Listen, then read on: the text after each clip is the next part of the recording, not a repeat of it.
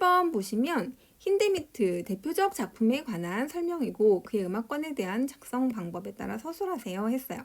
그래서 르네상스 시대의 화가 그리네발트의 생애를 다룬 교향곡입니다.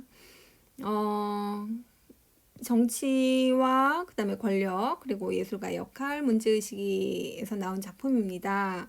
그리고 그리네발트가 그린 이젠하임 재단 장식화에서 가져왔고요. 힌데미트는 무엇의 개념을 부활시킴으로써 자 여기서는 대조되는 걸 보셔야 되겠죠. 무조음악과 12음열에 대한 강한 대립적 반응은 무엇을 부활시켰을까요?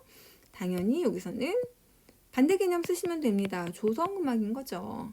그리고 여기에서 작곡 지침서에서도 배음 법칙과 이 조성을 강조한 작곡 방식을 체계화하였다. 자, 현대음악의 문제점을 심각하게 여겼어요. 음악을 위한 음악이 이 현대음악의 문제점이에요. 그래서 이것과 대조되는 음악을 어떤 음악을 작곡하기 시작했다. 자, 요게 여러분들이 제가 이거는 화가 마티스에 대한 거를 우리가 문제풀이반에서 풀어봤고 현대음악 파트에서 그 다음에 요 실용음악 힌데미트 요것도 문제풀이반에서 풀어봤는데 파이널 콕콕에서 제가 서양음악 정리자료로 교과서의 마지막 체크리스트 하면서 정리해드린 거가 이거예요. 시험 전전날 드렸었죠. 힌데미트는 가난한 노동자였던 아버지 밑에서 자라 실리적이고 자립적인 성격을 지녔던 힌데미트는 실용음악을 주창했다. 자, 이게 올해 실용음악을 묻는 문항으로 나왔었습니다. 그럼 지금 문제 답으로 실용음악과 그 다음에 이 실용음악에 대한 부분은 모더니즘에 기초한 새로운 것에 대한 추구. 그래서 작곡가와 청중이 괴리감이 굉장히 커졌다. 근데 예술은 소통의 기능을 상실하게 된다. 자, 그래서 이들에게 다 같이 다가갈 수 있는 그런 음악을 추구했다라고 하는 얘기가 우리 문제의 맥락이랑 똑같이 나와 있고요. 그 다음에 여기 앞에 문제에서도 여기서 보시면 화성 체계에 대한 얘기를 합니다. 조성 구조를 갖는 새로운 양식. 자, 요게 조성. 그래서 요 문제도 우리가 다 같이 살펴봤던 근데 현대음악을 보면서 현대음악에 대한 어떤 흐름을 보시면 모더니즘적인 게 있고요. 모더니즘적인 흐름이 이렇게 쭉 있고 그거에 반대 작용으로 나오게 된 또 음악의 흐름이 있어요. 그런 부분의 음악사적인 어떤 거시적인 관점에서의 문제라고 보실 수 있어요. 자, 그래서 여기에서 기억에 가에서 설명하고 있는 작품의 명칭을 쓰세요. 자, 이거는 화가 마티스. 그 다음에 여기 공통으로 들어갈 단어 쓰세요. 조성. 그 다음에 문제점을 청중과 작곡가의 관점하에서 서술하세요. 그리고 디귿에 들어갈 단어를 쓰세요. 아까 실용음악 우리가 파이널 콕콕에서 살펴봤고 그 문제는 왜 실용음악이 나오게 됐는가는 우리가 여기에서 보시면 작곡가와 청중 간의 괴리감을 점점 넓혀가고 있었어요. 음열음악이. 그래서 음악 생산자와 소비자의 괴리를 좁히고자 한 것이에요. 그 이유는. 자, 요걸 쓰시면 됩니다. 그래서 이렇게 화가 마티스, 조성, 문제점은 작곡가와 청중의 괴리가 심해졌다는 것이고 그 문제에 대한 대안으로 디귿에 들어갈 단어는 실용이다. 왜냐면 뒤에 음악이 나오니까요. 자, 넘어가겠습니다. 기출문제 B형의 우리 9번 보시면 합창곡 Out of Death라고 하는 곡에서 원형 음열을 이렇게 줬어요. 이 문제는 정말 그냥 악보를 읽으시면 되는 문제입니다. 모두 다 그렇게 푸셨겠죠? 자, 그래서 파, 레플렛, 미플렛, 도라, 라플렛. 자, 이렇게 나옵니다. 이게 작성 방법에 베이스 선율에 횟수를 적으라고 그랬어요. 자, 그러니까 파, 레플렛, 파플렛이 미잖아요. 미, 파, 레플렛, 파, 레플렛, 미. 자, 요렇게 나왔습니다. 그래서 맨 마지막 음이 솔이에요. 솔. 그 다음에 파, 레플렛, 미 해서 또 똑같이 나옵니다. 그쵸? 그렇게 해서 베이스에 이 나오는 걸 보시면 하나, 둘, 셋. 그 다음에 파샵, 그 다음에 라샵, 레 플랫, 시 플랫, 그 다음에 시 내추럴, 솔. 자, 그러면 여기에서 라 플랫, 시, 그 다음에 솔까지 여기에서 끝납니다. 그 다음에 파, 레 플랫, 미. 자, 그래서 여기서 하나, 둘, 그 다음에 셋 나오고, 그 다음에 솔까지 끝납니다. 그 다음에 파, 레 플랫, 미 나와요. 네 번째 해서 솔 끝납니다. 자, 그냥 읽어주시면 되는 문제죠. 소프라노의 음열 형태의 명칭을 쓰고 그 근거를 적으세요 했어요. 자, 그럼 소프라노에 나오는 선율을 한번 요거와 같이 연결해서 살펴볼까요? 소프라노. 자, 여기입니다. 이렇게 나오고 있어요. 그러면 솔, 시 내추럴, 시 플랫. 그러면 솔, 시 내추럴, 시 플랫, 파샵, 레. 자, 요 순서대로 나오니까 이거는 보나마나 역행입니다. 그쵸? 사실 역행 전위 정도까지는 나올 줄 알았어요. 근데 아무튼 그냥 아주 심플하게 냈습니다. 그리고 그러니까 제가 이제 문제 낼 때는 사실 뭐 두 번 이렇게 이렇게 캐논 하는 것들도 그렇게 여러 과정을 해서 그걸 막 찾는 거를 우리가 굉장히 어렵게 연습을 했는데 좀 허탈할 만큼 문제가 쉽게 나왔네요. 그리고 여기에서 나 가사에 이 시면의 의미를 표현하기 위해서 하행선율, 시면이라는 건 뭐예요? 이렇게 깊게 들어가는 거죠. 자, 그래서 이 depth라는 거 하는 out of the depth 여기는 지금 네, 이 단어가 심연이라고 하는 의미를 그러니까 심연, 깊어지는 거를 점점점 이렇게 깊게 이걸 위해서 하행선율을 쓰고 있어요. 자, 이런 가사 기법 우리가 뭐라고 공부를 다 한 내용이죠. 그쵸? 기출에서도 많이 나왔고 이거 관련 문제들은 이거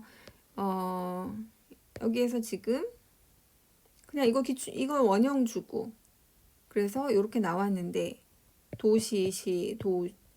이거 찾는 거가 문제로 도시 솔샵 이렇게 나오면 이거 그냥 역행인 거잖아요. 여기 기출문제에서도 나왔었어요. 이렇게 주어졌고요. 여기에서 이거를 이제 역행이라 이 문제는 그나마 조금 더 어렵게 나왔어요. 뭔지 안 주고 거기에 들어갈 음을 쓰라고 했거든요. 그러니까 그거 보고 파악해가지고 푸는 문제예요. 그래서 역행 전위 이렇게 그래서 여기는 FM, F음 이런 식으로 그리고 우리가 서양음악 심화반에서 이런 식으로 이 곡의 가사에 대한 거 무슨 기법이냐 마드리갈 가사의 표현에 중점을 두었어요. 가사의 이미지와 감정을 전달하기 위해 다양한 방법을 썼어요. 그래서 첫 번째는 무슨 기법을 썼냐 흐느끼며 뭐 죽다 죽음 이런 거 반음 진행으로 썼어요. 아까 시면을 이렇게 내려가는 선율로 썼어요. 같은 거잖아요. 르네상스 작곡 기법으로 가사 그리기 기법이 나왔는데 현대곡에서도 그대로 사용을 합니다. 그리고 그 뒤에 나오는 거는 이제 모방에 대한 부분이 문제로 우리가 연습을 해봤었던 부분이에요. 자, 정리해 볼까요? 자, 여기에서 가사 그리기 하나 더 알려드리려고 하는데요. 자, 요거는 제가 이거 이후에 이제 우리 마인드맵에 대해서 굉장히 궁금해하시는 분들이 많아서 마인드맵은 따로 제가 한번 간단한 영상을 한번 올려드리려고 하는데요. 지금 우리가 이것도 수업에서 르네상스에 대한 부분 하면 플랑드르 악파가 있고 오케겐, 비누아, 조스갱 데프레 해서 이제 중요한 그리고 모방 대위 자 여기서 다 기출이 다 여기서 나왔었어요. 거의 16세기가 나오면 이거를 넘어가지 않습니다. 잘. 그리고 여기에서는 이 음악적 특징에 대한 15세기에 대한 것도 15세기의 이제 영국 음악에 대한 거는 이쪽에서 이렇게 다 다루면서 이런 거 기출 문제로 계속 나왔던 것들이죠. 자, 그리고 여기서 지금 보시면 가사 그리기가 이렇게 있습니다. 그래서 가사 그리기와 관련된 부분이 기출에서는 이 무지카 레제르바타가 나왔었어요. 자, 그래서 조금 더 자세하게 물어보면 이런 것들이 나올 수 있고, 기본적으로 가사 그리기의 의미를 알고 이제 우리가 챙겨놨다면 이 문제를 푸는데 전혀 어려움이 없겠죠. 자, 그래서 이런 식으로 마인드맵으로 르네상스 하면 이거의 15, 16세기는 이거 한 장으로 쫙 정리를 해드립니다.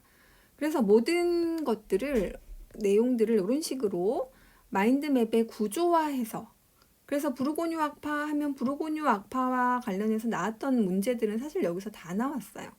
그리고 자, 여기에서 보시다시피 우리가 이 모테트와 관련된 변천도 여기에서 살펴보고 15세기, 16세기와 관련된 부분들을 주로 작곡가와 그 다음에 일반적인 음악적 특징들을 중심으로 해서 이렇게 정리를 해볼 수 있어요.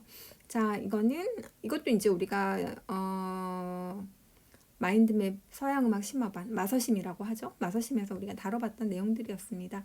자, 그래서 참고 답안을 살펴보시면 4회, 역행, 그 다음에 이 근거는 원형에서 제시된 음료를 거꾸로 한다. 이 말만 나오면 돼요. 근데 이렇게 순서로 나타나고 있기 때문이다 라고 써드린 거는 약간 분석하세요 하는 문제가 나오면 요거 지금 현재 문제에서는 여기까지만 쓰시면 답이 됩니다. 그리고 예전에 논술문항에서는 이걸 다 쓰라고 하는 문제가 나왔었거든요. 그래서 약간 이제 그 예전에 나왔던 그 분석을 고려해서 제가 답을 드렸고요. 그 다음에 가사 그리기 기법이다. 자, 그래서 뭐 톤 페인팅, 음화, 뭐 같은 맥락의 다른 표현에 쓰셔도 전혀 틀리지 않습니다. 넘어갑니다. 10번이에요. 자, 청성집에 실린 조선 후기 풍류방 문화에 관한 기록이고 나와 다는 가의 악기 중에 하나로 연주하는 풍류음악의 일부입니다. 자, 작성 방법에 따라 서술하세요 해서 자, 이 홍대용은 가야금을 펼쳐놓고 홍경성은 검고를 잡고 통소를 꺼내고 김옥은 모를 연주하고 그 다음에 여긴 국수로서 생황을 불었다. 자, 유학중은 노래로 흥을 돋우었습니다. 자, 이거 뭘까요? 지금 이렇게 편성, 이렇게 작은, 그러니까 실내악으로 여기 이제 뭐가 나오냐면 문제에서 방중악을 참고하여 여기 방중악이라고 나와 있거든요. 방중악을 참고하여 니은 부분을 그러니까 연주 형태를 쓰세요 라고 되어 있어요. 그리고 나와 다의 기보법을 높이 기보의 관점에서 각각 서술하세요. 나와 다의 기보법을 자, 그러면 요거 기보법 우리 이거 다 공부했던 거죠. 이거는 지금 이게 황이라고 되어 있고 남이라고 되어 있지만 이거는 그 음고를 지칭하는 게 아니라 율명을 차용한 음고 기보법이라는 거 우리가 공부했고 그 다음에 여기서 이렇게 쭉 보시면 얘는 지금 얘 보시면 안 되고요. 음고와 관련된 거니까 쭉 이렇게 나와 있습니다. 그래서 우리가 알만한 이렇게 이제 한자가 나올 경우에는 항상 알만한 글자가 나오나 보시라고 했죠. 그쵸? 지금 뭐 등, 동, 흥, 자, 뭐 이런 것들 나옵니다. 그러니까 지금 여기 나오는 이런 것들이 다 뭐는 거예요? 반복적으로 계속 나오잖아요. 한글도 잠깐 나왔다가. 그쵸? 그래서 여기에서는 육보라고 하는 거. 그래서 육보가 한자를 그러니까 음차한 자, 기보법인데요. 육보이고 여기에서는 율명을 차용한 악보이다. 그리고 여기서 악보를 근거로 해서 악기명수라고 했어요. 자, 이 악보는 우리가 진짜 기출에서도 나왔었고, 뭐 너무 여러 번 문제에서 살펴봤었던 것들이죠. 이거 문제 분석할 게 별로 없어요. 자, 여기에서 어떤 악기를 위한 악보인지 쓰세요 하고 요거 우리 문제 다뤘었습니다. 자, 모의고사반에서 다뤘던 문제네요. 양금부호표 해서 양금과 관련해서 이제 문제를 다뤄봤었고, 그쵸? 그 다음에 이게 악보가 종류가 뭐냐? 그래서 율명 차용보다 양금 악보에서 사용되는데 지금 요 악보잖아요. 우리 나온 게 이거는 양금 악보에서 사용되는 건데 여기 이 악보도 양금에서 사용이 되고요. 그 다음에 기역, 니은, 디귿 등이 있습니다. 해서 각각의 종류에 대한 것들을 얘기를 합니다. 자, 그래서 요 악보의 종류에 대한 것도 살펴봤고 어떤 악기를 위한 것인지도 문제로 살펴봤고 세악 편성에 대한 부분도 이거 실내악이 있죠. 실내악 방중악이 뭐예요? 방이 어디예요? 우리 실내예요. 우리가 안방, 건너방, 뒷방, 율방 했던 거 다 방중악입니다. 그래서 방에서 하는 음악이에요. 그래서 서너 개, 세 개에서 다섯 개 정도로 악기로 편성되는 거. 이거 파이널 콕콕에서 제가 국악 정리문항으로 드렸던 부분입니다. 요거 설명 뭔지 쓰세요 했던 게 방중하게 나타난 세악 편성에 관련된 부분이죠. 자, 그 다음에 요거 육보. 자, 육보가 뭔지에 대한 거를 악보를 보면서 우리가 자, 이런 거 아까 이거 나왔었잖아요. 잘 봐두자. 자, 이게 뭐예요? 그러니까 한자를 써서 육보로 지금 한자들 동도 나오네요. 자, 그래서 이 등도 나오고요.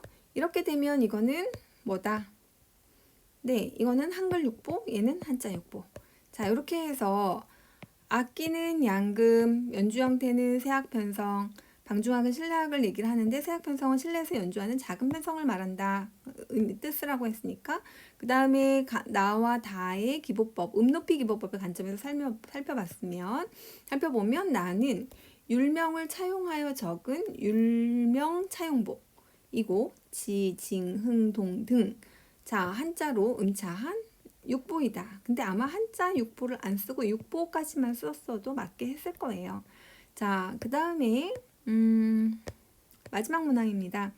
11번 보시면 가는 창의성과 지능에 관련해서 리머의 견해이고 그 다음에 미국 국가 음악교육과정 내용 표현을 음악 지능의 측면에서 재구성한 표이다.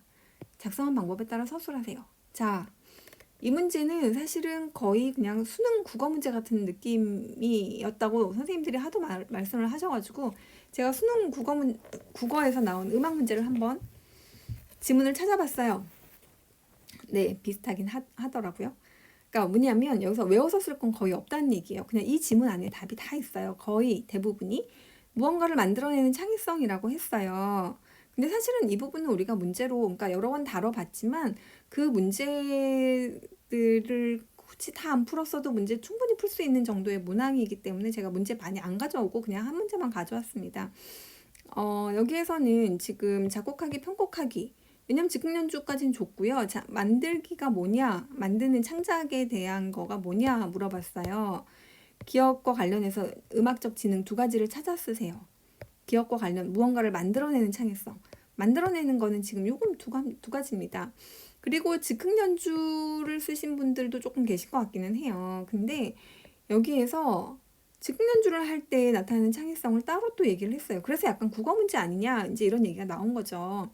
그러니까 본질적으로 중요한 거, 창의성, 맥락성에 대한 부분 제가 맨 마지막 시간에 아마 올해 문제는 창의성 문제가 나올 거다. 그리고 맥락성 문제가 나올 것이다. 마지막 정리 시간에 한 키워드 7, 8개 정도 정리를 해드렸었는데 그 중에 요거가 나왔더라고요. 근데 조금만 더 어렵게 나왔었으면 하는 바람이 있었지만 네, 그냥 지금 2019년 이후에 음악 교과에서의 어떤 그 흐름은, 기출의 흐름은 기본에 충실하게입니다. 그래서 이걸 여러분들이 잘 생각하셔야 돼요. 앞으로 이제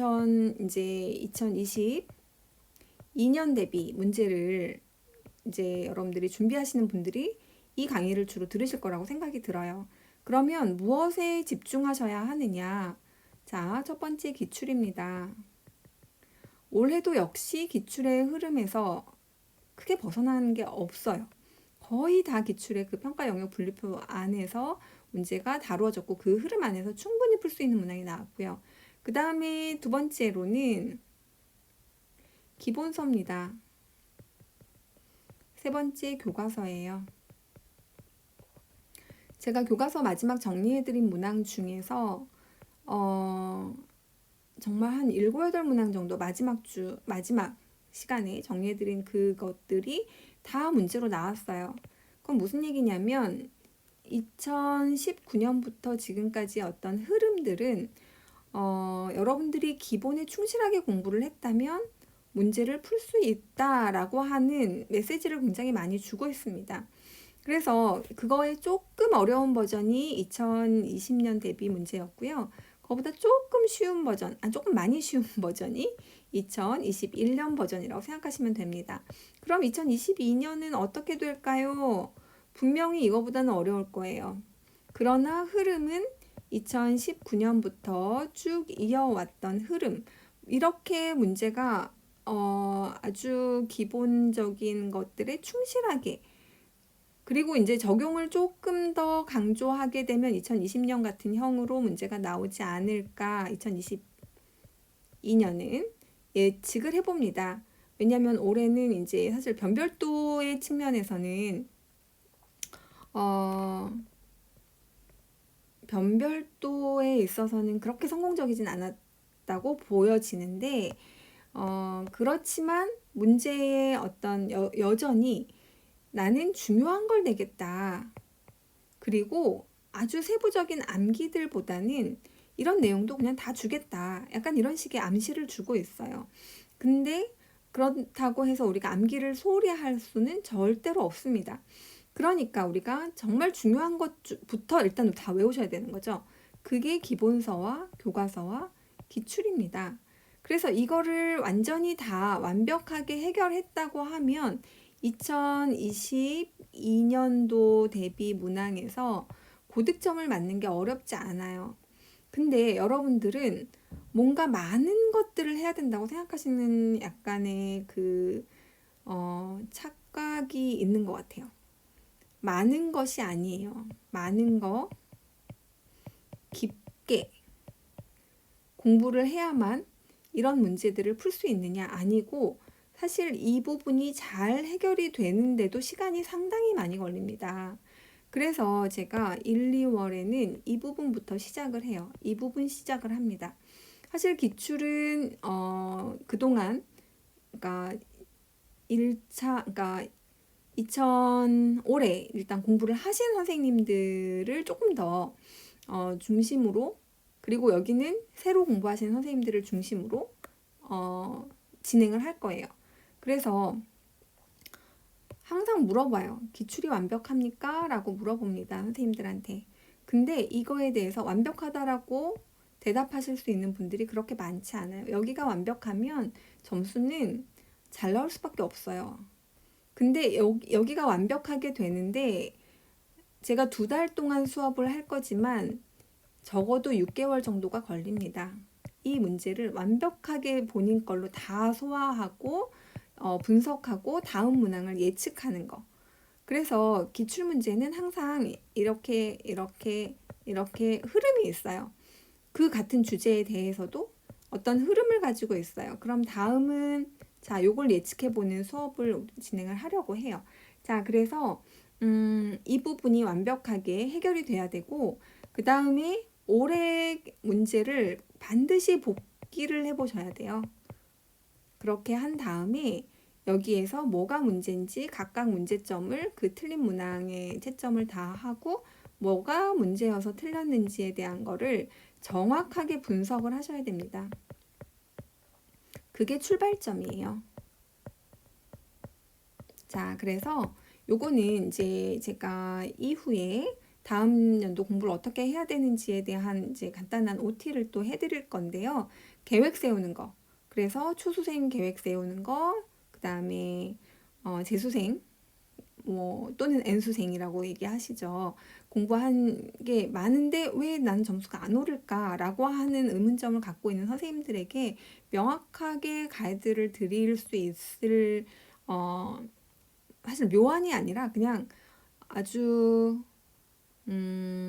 원래 원래 모두 다 알고 있어야 하는 그 방법을 알려드리려고 해요. 자, 일단 이 문제부터 정리하고 제가 그 부분에 대해서 조금 더 얘기할게요. 여기 보시면 음악의 무슨적 역할, 감상적 역할, 여기 표현적 역할, 감상적 역할, 뭐 이걸 모르시는 분은 안 계실 것 같고, 그 다음에 여기에서 종족음악자의 역할은 뭐냐? 역사 문화적 맥락이죠. 근데 문제에서 다 줬어요. 맥락적 음악 경험의 맥락적 영역에서 종족음악자의 역할을 개발할 수 있는 지능을 나에서 찾으세요 했어요. 자, 그러면 여기에 딴 게 뭐가 없죠. 자, 이겁니다. 일단 문제 분석은 여러분들 요거 읽어보시면 될 거고요. 어려운 부분이 없습니다. 그리고 답은 이거 관련 문항. 자, 음악적 지능을 이해하기 위해서 구체적인 활동들. 그래서 음악가적 지능, 그다음에 감상가적 지능. 그래서 음악가적 지능 안에서 할 수 있는 활동들, 감상가적 지능 안에서 할 수 있는 활동들. 자, 이런 것들 우리가 뭐 문제로 살펴봤습니다. 답을 그냥 간단하게 살펴볼게요. 이 문제는 사실은 관련 문항들을 많이 가져오는 게 큰 의미가 없어서 네, 요렇게만 살펴봤고 참고 답안은 음악적 지능 역할은 작곡하기와 편곡하기다. 여기에 들어갈 단어는 감상이다. 그 다음에 맥락적 영역에서 종족음악자의 역할을 통해서 개발할 수 있는 지능은 역사 문화적 맥락에서 음악을 이해하기이다. 자, 그 뒤에 서술하시오라고 나왔기 때문에 제가 설명을 조금 더 했습니다.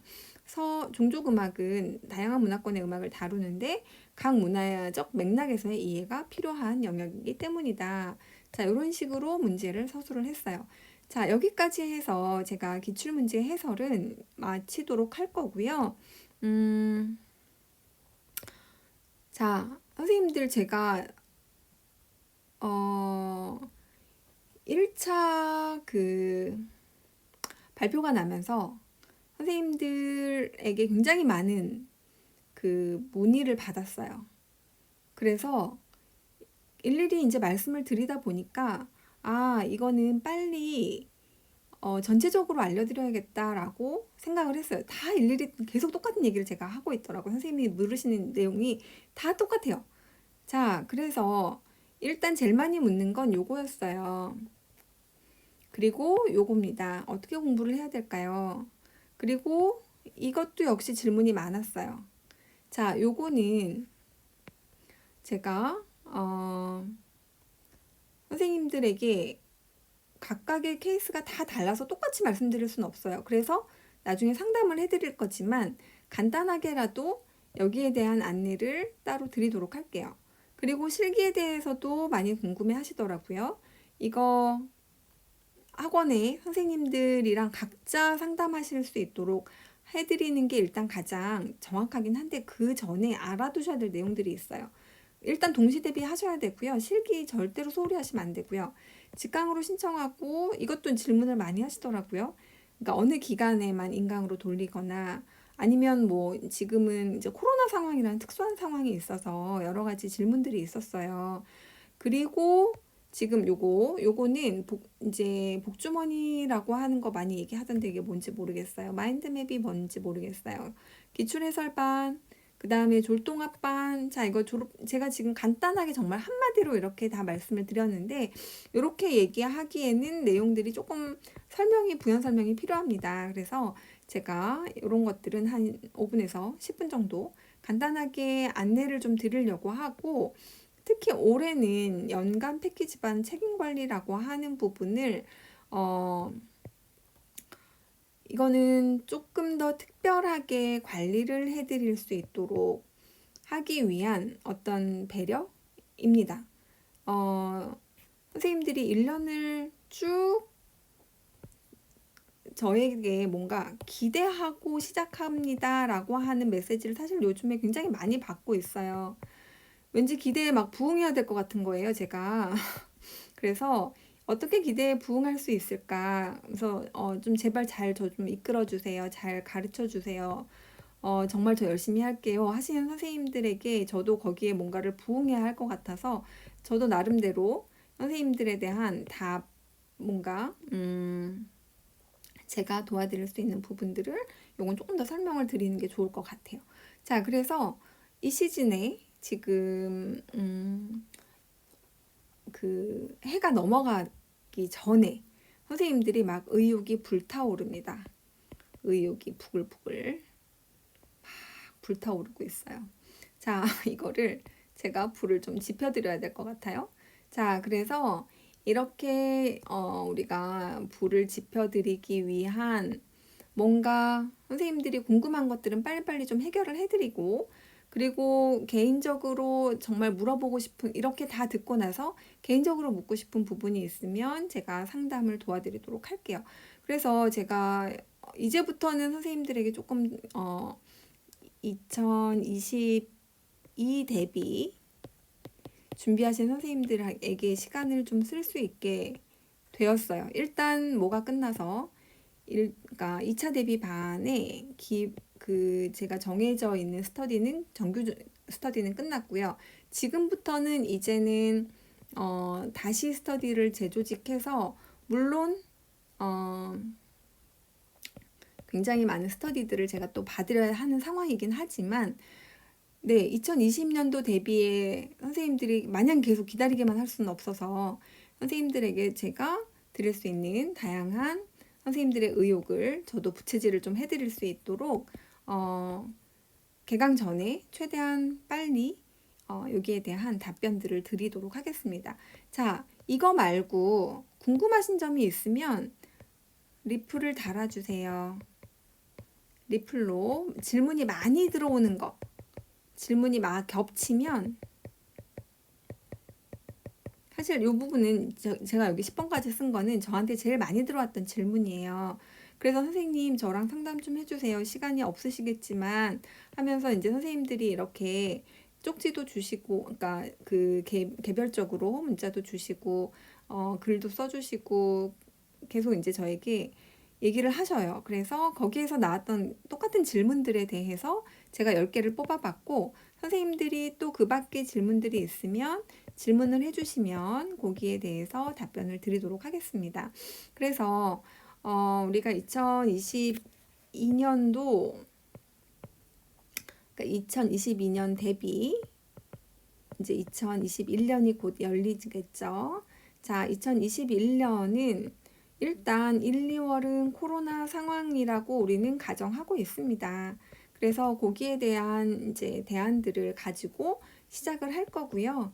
그 다음에 그 이후에는 조금 더 적극적으로 선생님들과 이제 만날 수 있는 것들을 최대한 준비하고 있지만 이것도 자, 우리가 코로나 상황이 되면 이거에 대해서 우리가 그냥 마냥 넋놓고 있을 수는 없잖아요. 그래서 제가 줌으로 이번에 그 스터디를 해보니까 아주 충분하더라고요. 전혀 부족하지 않았어요. 수업 시간을 저는 한 방에 이렇게 있고 선생님들이 아침부터 정말 자정까지 계속 팀들이 돌아가면서 들어오고 나가고 들어오고 나가고 들어오고 나가고 이런 식으로 계속 했거든요. 근데 전혀 어려움이 없었어요. 오히려 시간적으로는 공간적인 제약이 없다 보니까 제가 그냥 마냥 늦게까지 선생님들의 모든 디테일한 부분까지 다 봐드릴 수 있을 만큼 시간을 충분히 쓸 수 있었어요. 자, 무슨 얘기냐면 우리가 이제 다 그 기술적인 부분들이 워낙 발달되어 있기 때문에 다 적응할 수 있습니다. 그래서 충분히 적응을 해서 우리가 선생님들과 긴밀하게 교류하면서 만날 수 있도록 준비할 거고요. 여기 10가지 질문에 대해서는 뭐 개강 전이라고는 이제 제가 말씀드렸지만 개강보다 훨씬 더 앞당겨서 최대한 서둘러서 여기에 대해서 간단한 클립으로 이렇게 유튜브에 이어서 올려드리도록 하겠습니다. 자, 그러면 우리 2021년 대비 기출 해설 강의는 여기까지 하고 마치도록 하겠습니다.